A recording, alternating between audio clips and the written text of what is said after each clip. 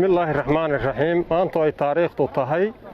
27 bishii 2022 anigoo ah gudoomiyaha maxkamadda ciidamada qalabka sida iyo dambiyada culus wakiilna uga wasaaradda cadaaladda wakiil 18 xukumane oo lagu xukumay dilka toogashada ah waxa si wanaagsan ayay u dhacday dilkiina waa lagu fuliyay hawshuna si wanaagsan bay u socotaa ma sha Allah baanu leenahay kuwii ummadda islaamka iyo ummadda Soomaaliyeed iyo ummadda reer Puntland iyo dhammaan Soomaaliya dhibi jiray waxa weeye xaqii baa la waafajiyay waana la laayay ma sha Allah baanu leenahay bismillaahir rahmaanir rahiim maanta ay taariikhdu tahay 27 Juun waxa la fuliyay 18 xukumane oo ahaa khawaarijkii banaysanayay dadka dhiigooda sida arxandanada u leenaysay ayaga dhuumashay wax ku dilayeen laakiin dawladdu waxay u dishay si bareer ah nimanka dhuumashada wax ku dila waxaan oran lahayn dadka shacabka reer Puntland gaar ahaan gobolka Mudug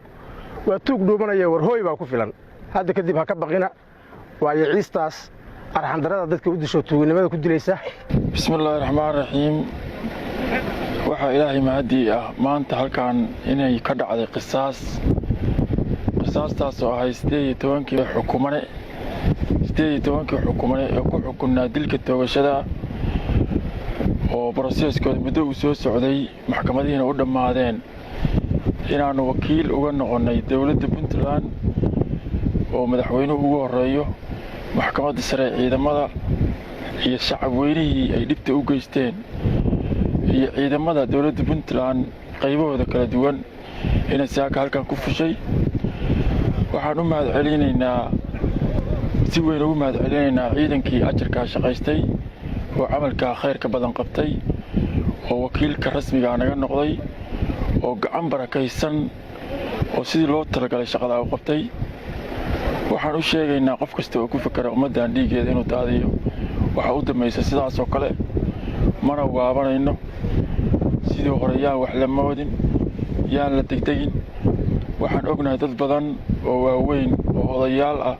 oo ganacsato leh oo cid kasta leh oo hawlahaas ku lug leh ama ka soo shaqayn jiray cid aanu deynayna ma jidho waxaan wax ku dilaynaa sharci iyo si dad labadaba aad iyo aad baan mar labaad iyo mar saddexaad ugu mahad celinaynaa